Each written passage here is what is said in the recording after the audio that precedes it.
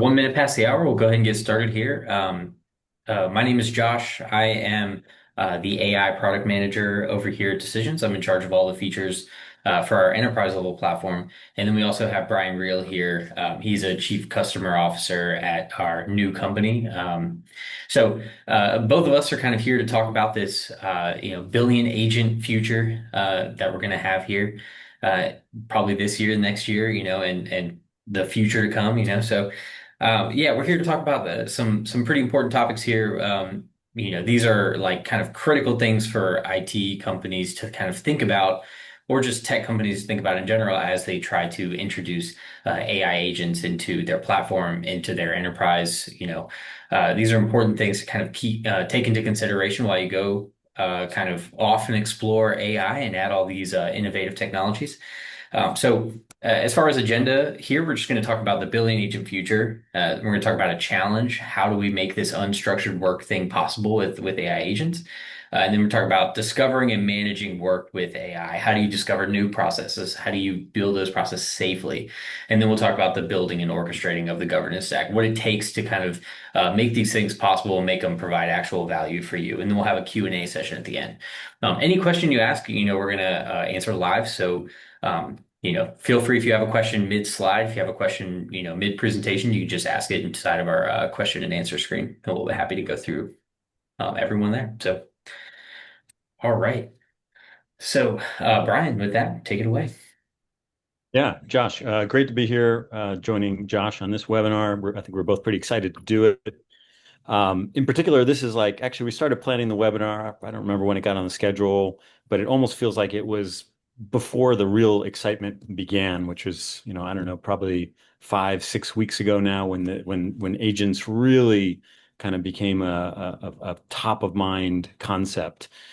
So for us at Process Maker and Decisions, we all started with AI as it started coming out, building generative AI into the products. So in process products, that meant that you could use prompts to generate processes, use prompts to create scripts, or use prompts to build forms in your processes. And we've been putting that into our product for about a year now. Then we started connecting the LLMs as workers inside processes, and we started using that term agents. But for me, the light really went off. Yeah, it's probably now 4 weeks ago, with the emergence of these new tools, so namely OpenClaw. And that is when you start thinking, wow, you start really wrapping your head around this idea that it is this idea of when do we get to a billion agents? How long will that take? 12 months, that was probably an estimate that I'd heard or even thought about maybe 3, 4 weeks ago. I have to say that that's, probably now less than 12 months. And to be honest, I'm surprised I haven't seen a poly market out there yet saying, at what point do we hit a billion agents? At what point do agents outnumber humans? And for that matter, at what point do, robots with agent brains outnumber humans? It's definitely coming. I might have kind of taken those concepts more casually, sort of before, call it in 2025, but with the beginning of OpenClaw, all that's changed. So we're talking about agents being able to do tons of enterprise unstructured work. So work where, you don't necessarily have a pattern. It may not go through some type of process that can be drawn, which is something that we've done in Process Maker and Decisions for a long time. As part of the solution type is where you draw the process, and the other part is these unstructured processes. But we're about to see an enormous explosion of agents. Many of you I know I was with a colleague last night, and we were talking about how, we both had now sleepless nights where you just get so absorbed in testing some of these solutions out, building things, whether it is OpenClaw, Claude, Perplexity Computer. These are all really, really exciting. So now going back one slide there for a second, I think with NVIDIA coming out with NemoClaw saying, hey, we're going to add a layer of security around OpenClaw, that also is just, and saying what Jensen Huang said in his speech, for me, it really felt like a watershed moment. It felt like like moments when the internet was born in the late 90s, when email kind of happened and you kind of realized for the first time it was going to be huge, when social first started happening, or even some of the early Steve Jobs talks. I mean, that was a moment, when he's saying, look, this is it. We are all building together the computer of the future, and it's going to be huge, and we're all in, and we're calling our version Nemo Claw.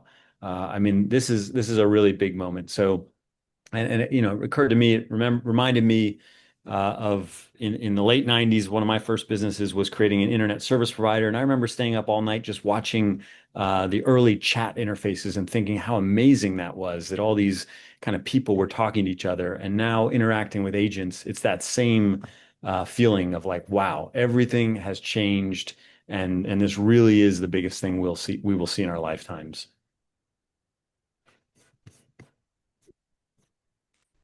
One of the main things that we kind of want to just touch on a lot in this presentation is control at scale, right? The number one risk of AI isn't capacity, it's control. We've experienced this at our own kind of company is like, company initiative is to use AI. How do we use AI? And all those things are kind of being discovered and being talked about of like, how do I provide the PS team to explore with AI, while it's also controlled in a good environment that they're doing it safely. They're not providing customer data. They're not providing insecure data over to AI. But it's how do we do these things safely and how do we monitor that? So the big issue here is more on the control side, right? How does IT be able to kind of control these AI exploration efforts across all departments, and how do they do that well enough so they can provide insight on how these things are working, right? If I provide a chatbot that helps PS do something, right? How do I actually glean insight into like what they're asking, what questions they're asking? How can I better send that information or better display that information so they don't have to go with AI to try to understand those things, and how I can do it safely is the big concern, right? Gartner, says that 40% of Fortune 1000 companies will identify a loss of control in AI, right? They've given, access to a department to be able to use AI to do something, and now they've lost sight of what's even happening, right? As everyone's kind of rushing to the finish line of getting use out of AI, control is kind of left on the back end and not really taken into account. So, it's how do you control these things for IT infrastructures? How do you control them and observe them at scale is the big issue that we're seeing so far.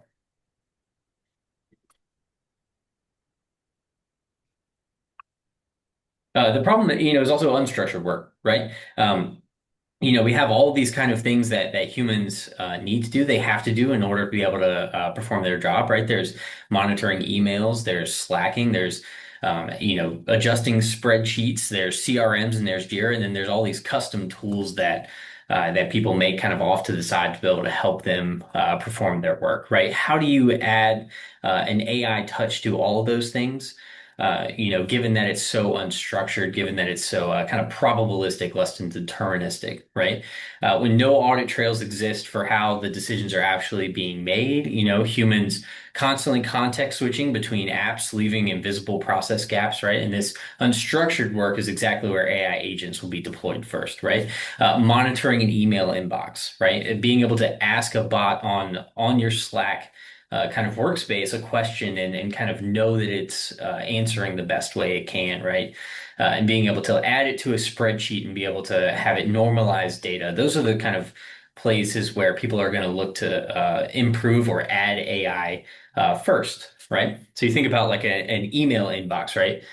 Our support team has an email inbox they monitor and they answer questions from clients that have been given. Even we have explored adding AI somewhere in the mix there to be able to maybe summarize the email or kind of add context or maybe auto respond given more information. So those are the type of places where adding AI will be problematic and need more kind of audit trails and observation into kind of how it's completing that type of work. And and this idea of the unstructured work. So, Josh mentions that that's where you kind of start with AI. And it's what's really good at. And it's true. And one of the interesting things there is in our suite of products, about a year and a half ago, we actually brought in a product to our suite, which was task mining, which is part of what people usually call process intelligence. So process intelligence normally consists of both task mining and process mining. And the idea, as a company that for 25 years sat with people and said, let's draw your process, let's automate processes.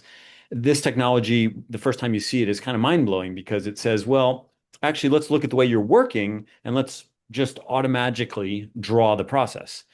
And so there's two ways to do that. One way is to take logs from standard systems, your standard data systems, ERPs, CRMs, and draw the processes. But the other way is to do task mining. So task mining is based on this idea that Josh was talking about, where the work is totally unstructured. I'm jumping into email, I'm jumping into an Excel. Well, those products aren't producing logs like an ERP or a CRM would. So if we want to understand how 1,000 people in a call center are working when they're, moving in and out of their core system and they're doing other things in Excel and email and Teams. They're copying and pasting from PDFs because maybe they're still needing to extract some data. The only way to do that is to observe them. So we do that by implementing an agent on the desktop. And the agent is essentially recording the actions in order to then, it may sound a little bit Big Brother-ish, and it's similar to the kind of people monitoring technologies that have been deployed in the past. But in this case, it's to draw a map. So we want to then draw a map of actually how the process happens so we can figure out the kinds of things we're interested in processes, which are what's our happy path look like? How many exception paths are there? What's the most efficient path? And if I could replace something, like why are people always jumping to this particular Excel report?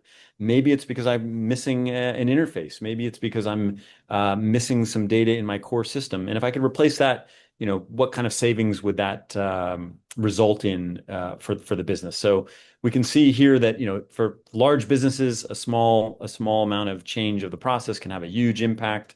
So if we can figure those out, we can kind of help the business do better. But then most interestingly, what we're realizing is this is where human unstructured work happens. So ultimately, we're identifying the best place to implement an agent.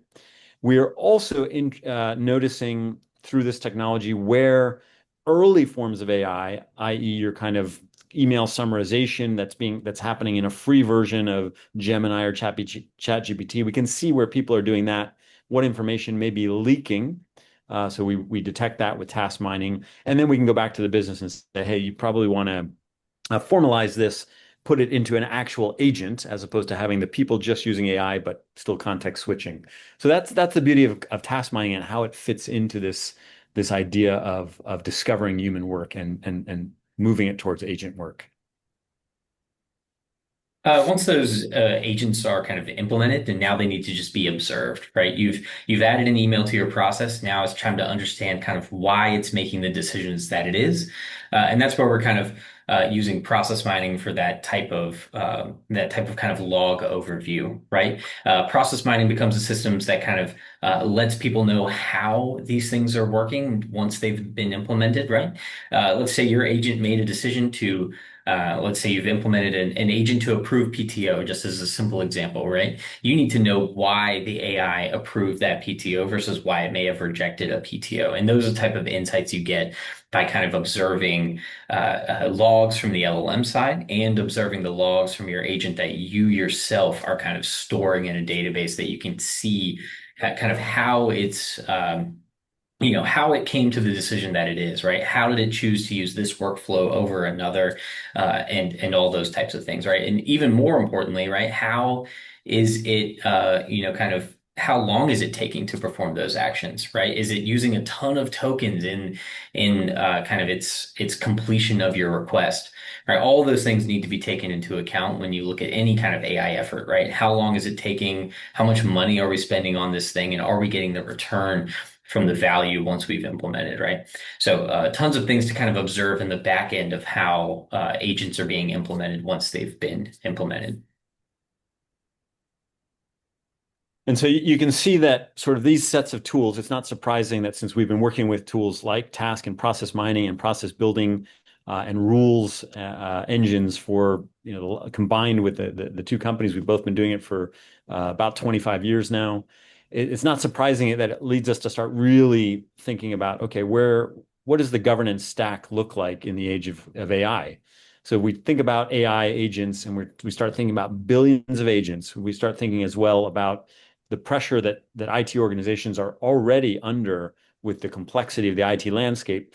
We've just now made it a ton more complex by adding in these agents. But process mining, that gives us process mining and auditability is one tool that becomes really important. We can start introspecting these agents, figuring out what they're doing. So, like Josh said, there's so many reasons to want to do that. Again, you have PII leakage, you have token misusage. So just think about how easy employee token fraud is now going to become. Jensen Wang in his speech said, "Look, it'd be crazy to hire a high-powered, expensive employee now and not give him a huge token budget because that's a multiplexing agent of their power. So if you believe in the person you're hiring, why wouldn't you want to 10x them?" Okay, so that means now every employee we're going to have to multiply by an X factor, meaning we're have to give them tokens. But every employee also has a life outside of the business, right? So just like we used to have, businesses want to control expenses when employees are traveling. Was that a legitimate business expense or not? Now the big question is going to be, was that a legitimate token usage or not? Because those two worlds, the personal and the business world, they're going to intermingle like they always do. People have laptops, they're doing lots of different things on those laptops. It's just going to get a lot worse. And as we explore that stack, there's a few other things we want to add in there. So this idea of, okay, we've normally used AI and ML to look for fraud, but now we can't really audit the AI with AI. We can, but that's not going to be perfect. So one layer there is the rules engine, to have a certain number of truth tables to say, look, this you can never violate this rule. And that can't be held by an AI agent. I don't know about you, but I've got dozens of agents already running on my OpenClaw.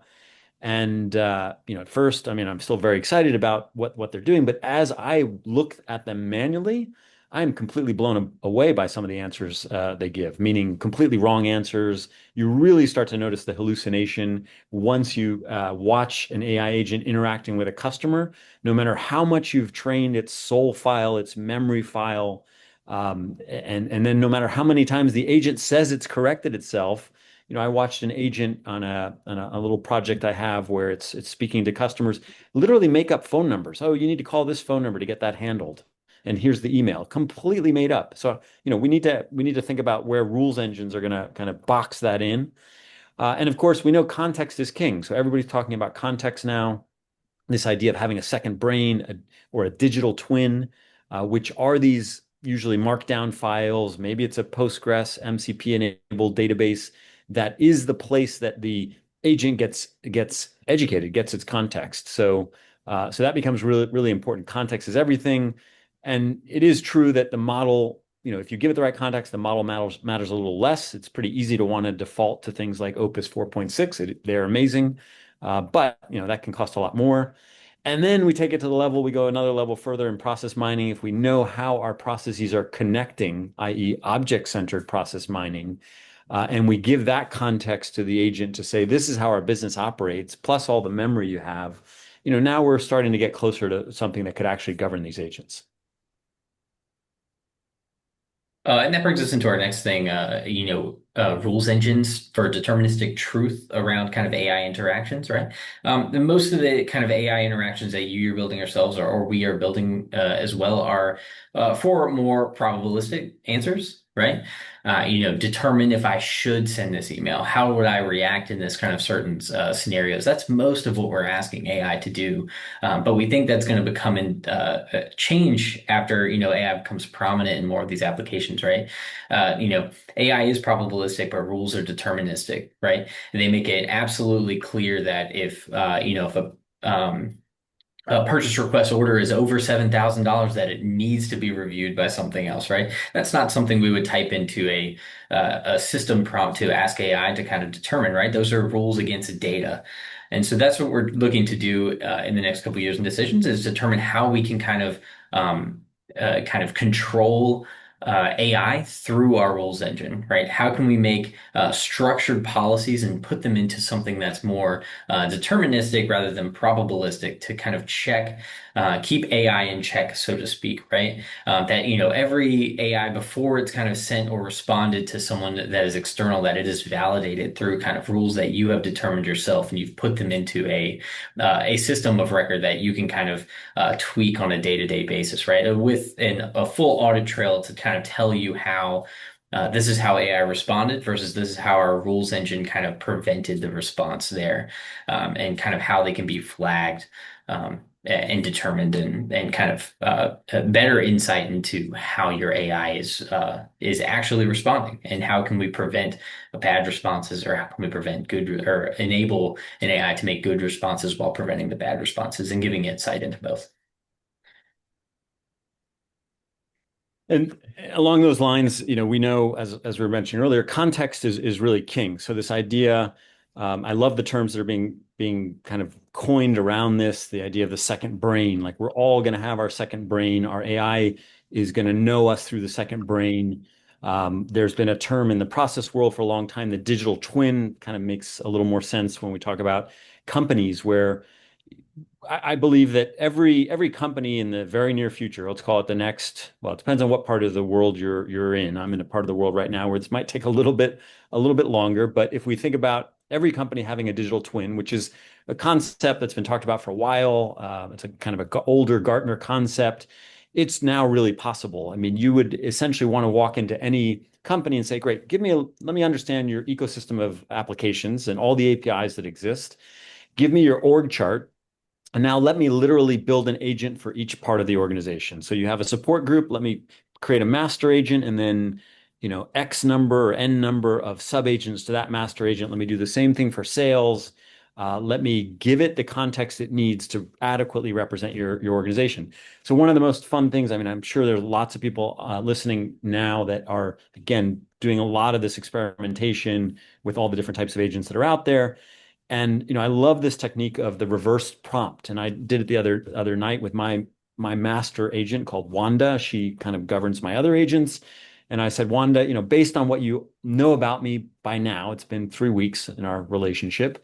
What do you think I should be working on? She came back with, five things that she suggested working on, which is, an incredible thing for anybody selling chips or tokens because these are proactive agents. They're basically hooking you into want to do more. And they were all amazing suggestions. She actually knew me pretty well. So imagine if we can multiply that by giving even more context. So how do we do that? Like I said, the people, we obviously, if we have data and we can hook into the data, all the APIs, I've given a number of my agents access to APIs. It's just you start realizing the interface is just melting away because now I don't ever want to log into another system. I just want my agent to tell me things, whether it's through voice. Last night, a friend of mine was showing me one of the new avatar systems. That was a little creepy, but you might prefer that. And then processes, object-centric processes. Again, how do all your processes uh, link one to the other and give that all as the context? um, which that's the way to make sure your agent knows what it's doing and is, as Brad mentioned, Brad Cowan mentioned maybe it giving a false URL. And in theory, if we train it well enough or we give it enough context, it shouldn't. It's amazing that it still does, but let's assume that it'll eventually fix that and get over that. But that's this idea of context.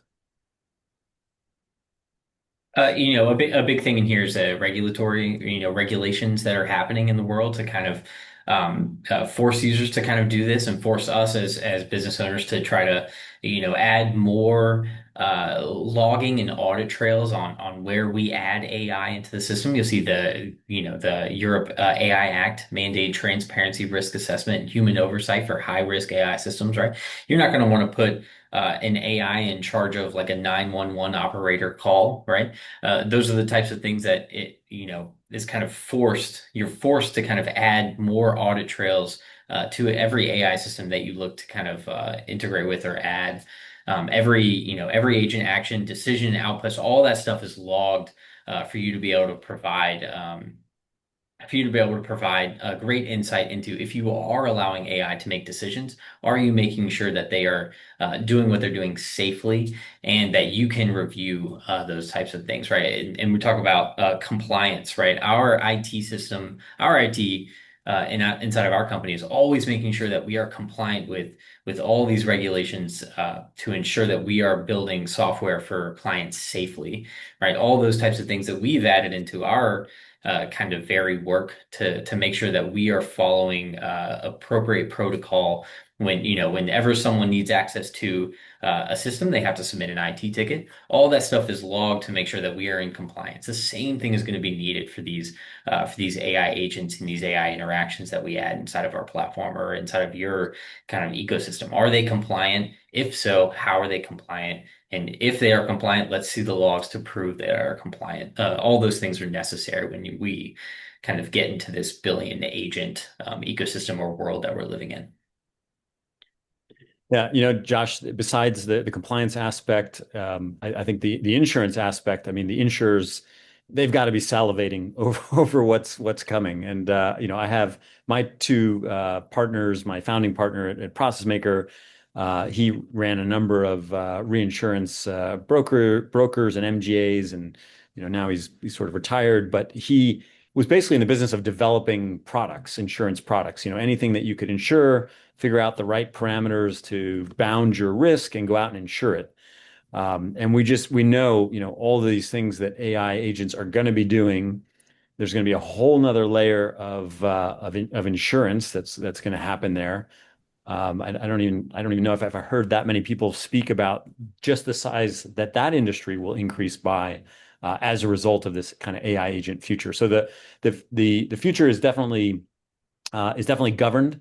There's definitely going to be these risk scenarios. Can I put an agent in here? We were speaking a while back to some universities, specifically on some of their mental health hotlines. Something you just said, Josh, reminded me of that. I mean, you just couldn't put an agent into that position. We already know there's been some high profile cases of teens being misguided by Chat GPT. But now you're going to have that just proliferating. There's going to be all the local models, all the specialized models. Each one of those is probably going to, again, need some sort of risk adjusted, insurance calculation on what sort of product is needed to guarantee that's going to work. And if not, who's going to be compensated? So the future is definitely governed. There continue to be humans in the loop. Sometimes it's agents putting humans in the loop. We know there's some funny examples now about agents hiring humans. And so I don't think it makes sense and it's only going to grow. And the idea again is how do we get our hands and heads around ways to govern specifically the risk associated here. But yeah, well, while the future is being governed, there is a gap here. Organizations are building the right components for AI governance, right? Rules, monitoring, auditability. We discussed a couple here, right? A workflow engine, a good task mining solution to kind of discover these things, as well as process mining to give you auditability. A couple of them are finding they lack some functionality, right? A way to connect these capabilities in real time. How do I observe OpenAI logs like in a realistic way, in a visual way that kind of helps me understand what actions it made, and a consistent layer to kind of control tons of agents across multiple systems, right? If you think about like every department releasing AI agents, how do you provide like top level governance for all of them to ensure that they're all acting in a responsible way when you have hundreds of them built into your application, right?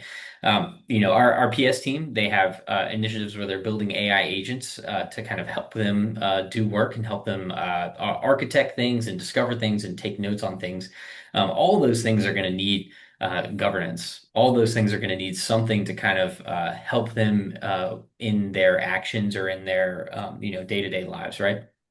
If you think about like, I don't know if you guys have made agents. I always have to tell it, do not like curse at the person that is asking you the question, right? I have to write that several times on every agent I build.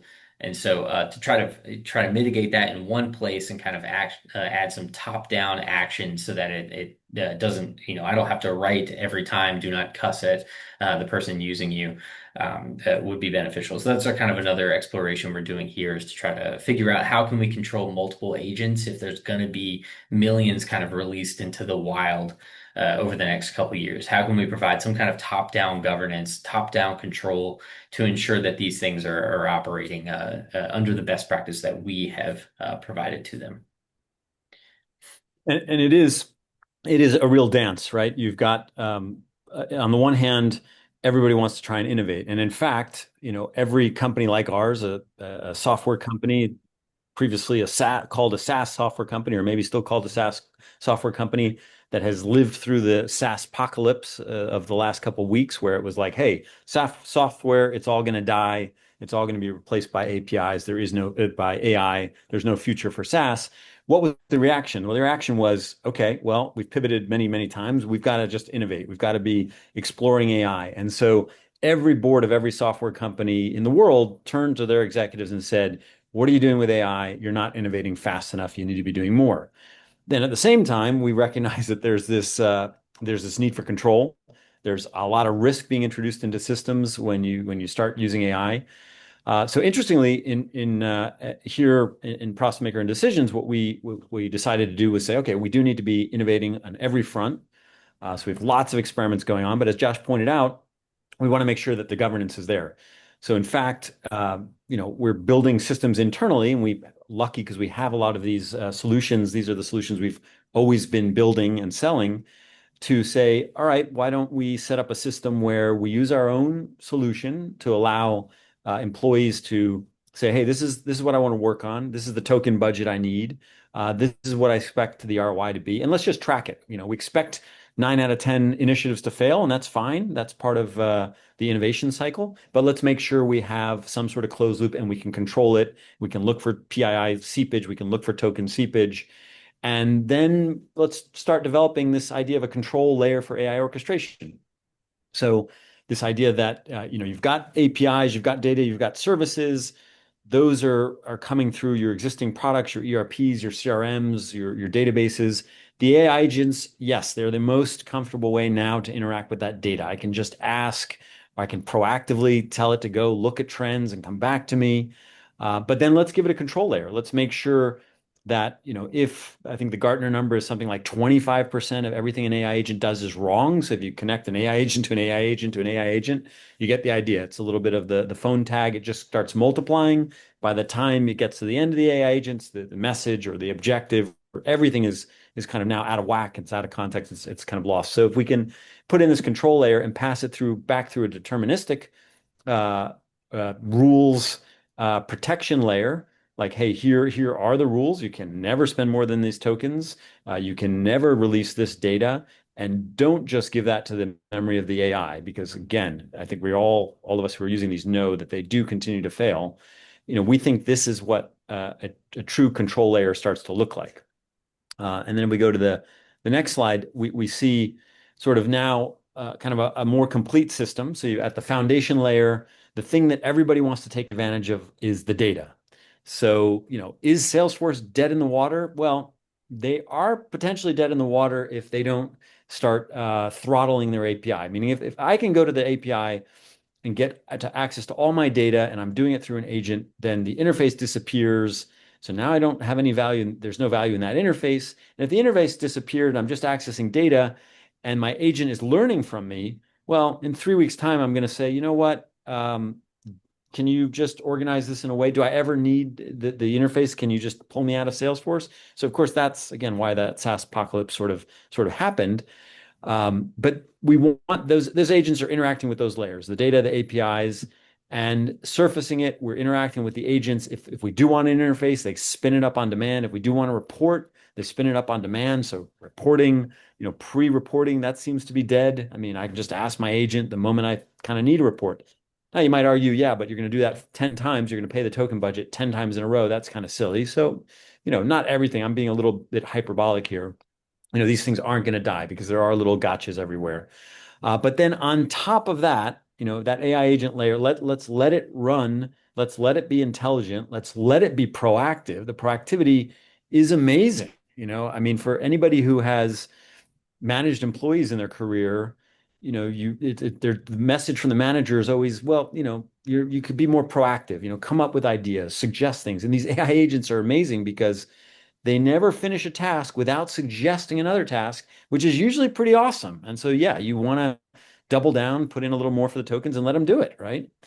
But on top, that's our point where we believe there is going to be a lot of innovation. We believe we will participate in that innovation as decisions and process maker, where having a world-class rules engine that's been in the market is a recognized leader, we can enforce policies and compliance guardrails without hindering that innovation of the AI agent or the proactivity of the AI agent. We can use the task mining to figure out where they should be applied. We can use the process mining. No company should be, in our AI innovation cycle that I described earlier, the minute we grant authorization for a token budget, we do say, by the way, your agents will produce logs and your logs will be shuttled over here. We're not going to have agents running around without producing logs. I mean, that would be totally insane to do because the minute something goes wrong, we've already established that things tend to go wrong quite often. You're going to want to analyze those logs and you're going to want to know how to prevent it in the future. So, what we want to do in this webinar is really encourage everyone to think about what that control and governance plane looks like. We're building a number of applications in our products to be able to address this. We think there's a lot of room for innovation here.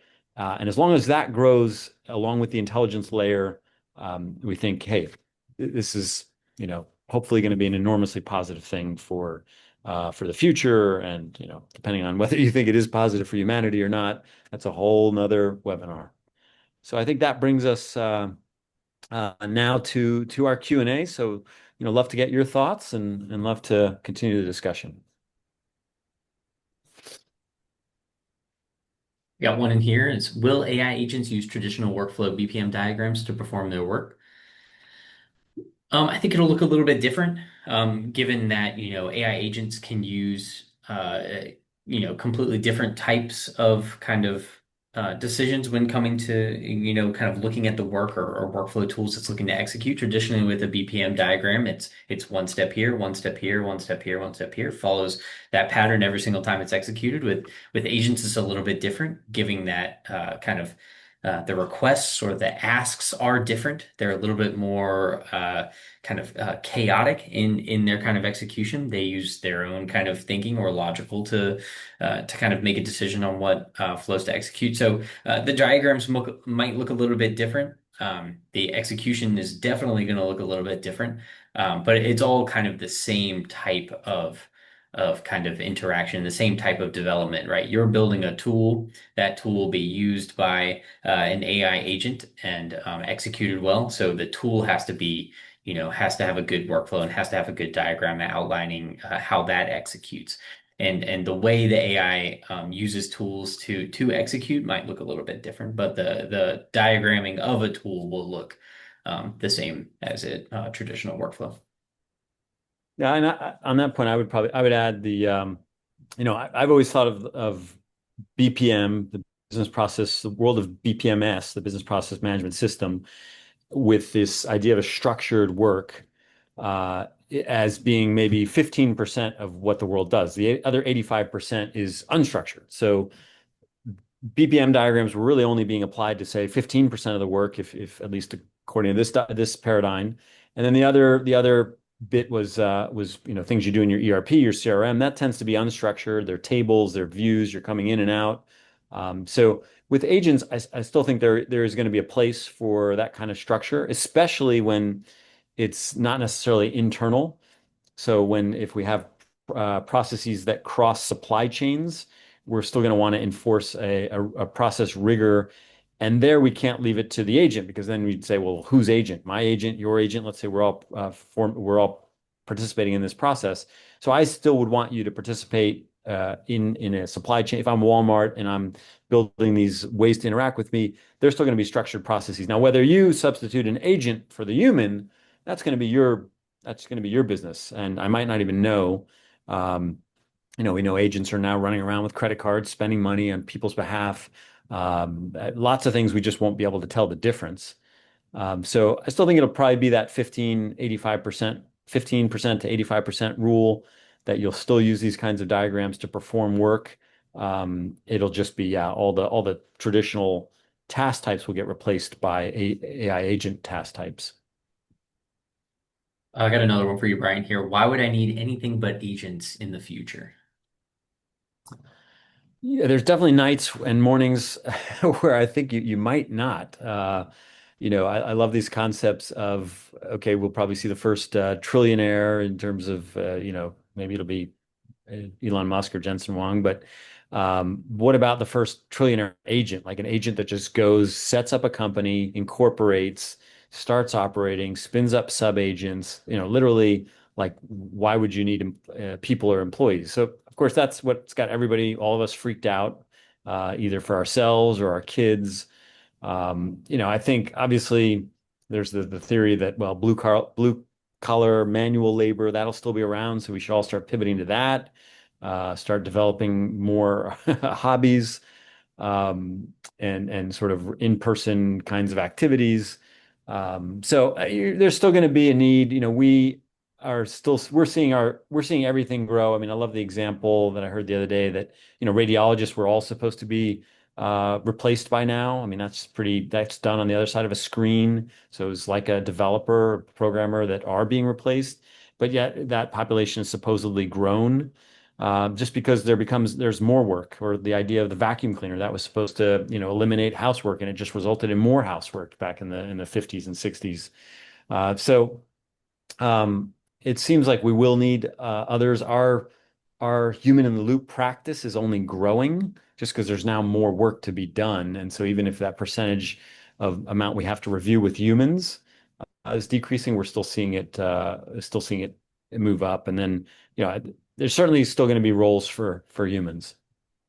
The next question here is how does case management versus process management relate to AI agents? Brian, I'm gonna let you take that one as well. You have any thoughts on Yeah. that? And that was sort of what I was talking about before. I mean, I think that AI agents, that's that 85-15. I think the world is 85% case management, meaning unstructured work.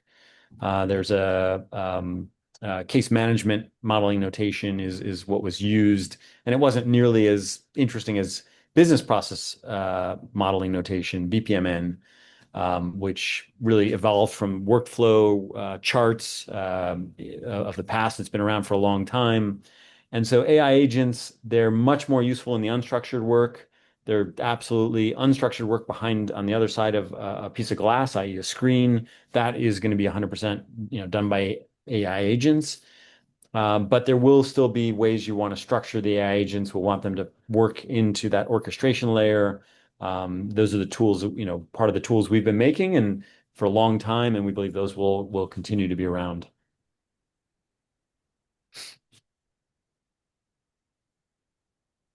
Okay, we'll take one more question. Where should we start if we're early in AI adoption, and how do we prioritize which process to automate first? If you're early in your AI adoption, everything is exploratory. You're just trying to figure out uh, you know, what you can do and how does it provide value, right? I think our first thing we did, at the decisions company was implement a documentation bot. That was our very first AI innovation, right? We decided to let's figure out a way that someone can ask questions against our documentation and provide, it ended up being very, very successful. And then we can kind of determine its ROI afterwards, right? Are we seeing any reduce in support tickets given our documentation bot is answering questions? Are we seeing reduction in people asking our PS team questions about our product that DocBot can handle, right? Um, if you're kind of really early in your kind of AI, adoption phase, it's really important that you just kind of prioritize exploration. Come up with very harebrained ideas that oh, let me figure out what I could do. Let's put a bunch of things on the table and let's figure out which ones can be done quick and can provide the most ROI. So that's kind of how I would prioritize a process to kind of automate with AI. Brian, do you have any other thoughts on that?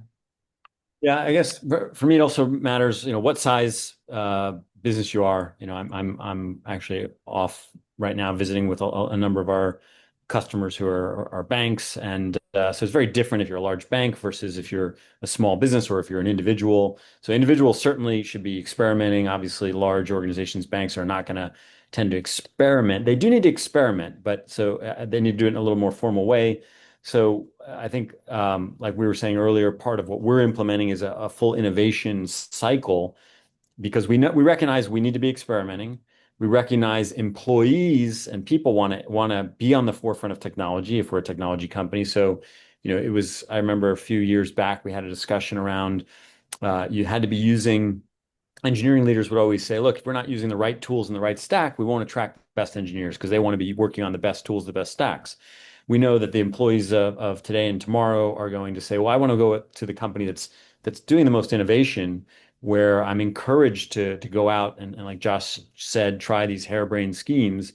Obviously, you need to contain those if it's a large business, and then see which ones bubble up to the top, which ones are maybe proofs of concept and then need to be rewritten or rebuilt with the right guardrails. Make sure they're sandboxed when you're starting. If you're an individual, I think you need to be constantly experimenting and making sure you're staying on the forefront, which is it definitely creates a lot of anxiety. I mean, I think no matter how much excitement there is, there's a lot of anxiety as well because it's moving so fast. So this idea that we have to keep up, there's kind of no way off the treadmill. You have to keep up, or make a conscious decision to just to not do that. So I think it is about experimentation and maybe creating formal systems to encourage that as a business, make sure you're doing it as an individual. And then in the small business area, I think there is more room to actually kind of blend the two and get things right out the door that might actually result in pretty interesting savings and repositioning of companies. One of the things we're doing here tactically at Decisions is our IT company has set up our IT department has set up a center of excellence for AI, where kind of people just propose the idea, they get a certain token amount that they can kind of go explore, and then once like a certain time limit is up, that there will be a review process of like, how did you do this? Was this viable? Do you see this giving a lot of ROI to the company? I would recommend something like that being set up at your company if you want to explore, but you want to kind of explore safely and with IT access and support from the rest of your company. So a center of excellence would be a good kind of recommendation from us as far as exploratory efforts with a small business. But like Brian said, if you're an individual, you should absolutely be exploring all kind of avenues that can assist you in your daily life as well as your professional life. Those things are completely encouraged, and you should be doing that if you're not doing that already. So, I think that's our last question. It was really great kind of having this discussion with you, Brian. And then everybody else, if there's further questions, you can feel free to email us and ask a question, however, you see fit. If, always check our website for further events. And then just, everyone keep developing and keep building with AI. Brian, any last thoughts? Yeah, Josh, it was really, really fun. Love this topic. I'm sure we'll be talking a lot more about it. It's an exciting, although there's anxiety, it's a really exciting time. So I think the only option is to embrace it and keep moving forward and try things. Yeah, completely agree. Well, thanks, guys. Appreciate your time today. Have a great rest of your day. Thank you. So